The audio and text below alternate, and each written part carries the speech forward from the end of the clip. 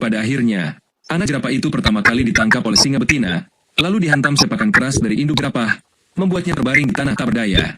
Induk jerapah itu mengusir singa betina dan menjaga anaknya. Anak jerapah itu terbaring di tanah dan kehilangan kemampuan untuk bergerak, ditendang oleh kaki besi induk jerapah.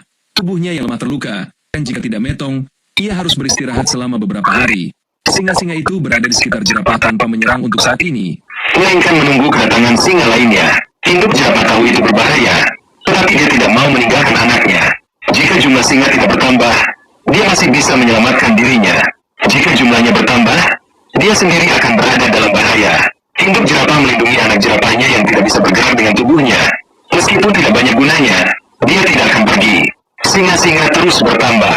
Jerapah itu mengangkat kaki untuk mengusir mereka, tetapi singa-singa itu berada jauh darinya, tidak memberikan dampak apapun.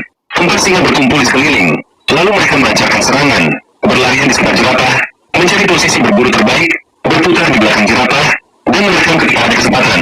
Tetapi jerapah itu menghindarinya, dan kemudian mereka melanjutkan pengepungan. Begitu jerapah menyerang, mereka menghindarinya, menghindari sepakan. Jika terkena kaki jerapah sepanjang 2 meter, ada kemungkinan besar akan terluka, dan jarak itu fatal bagi singa. Singa-singa terus mengepung, semakin lama semakin menguntungkan mereka. ada singa lain yang secara bertahap mendekat. Selalu ada singa yang ingin memanfaatkan kelengahan jerapah dan menyerang dari belakang. Meskipun jerapah itu setinggi 4 hingga 5 meter, dia tidak bisa sepenuhnya melihat bahaya di belakangnya. Semakin banyak singa berkumpul, mereka juga semakin aktif, mulai sering menyerang, melompat ke jerapah. Jerapah hanya bisa terus bertahan, mengusir singa yang menyerang, dan melakukan serangan balik dengan kaki panjangnya. Sudah ada 8 singa di sekeliling. Tiba-tiba, seekor singa melompat dan menggigit bokong jerapah. Bahkan jika dia melompat dengan putus asa, dia tidak bisa melepaskan singa itu. Singa-singa lain melihat ini dan juga menerkam jerapah, bertekad untuk menjatuhkan mangsa ini. Jerapah tampak sangat berbahaya, dan hanya bisa berbalik dan melarikan diri. Salah satu singa betina bertugas menyelesaikan, menggigit anak jerapah yang terbaring di tanah.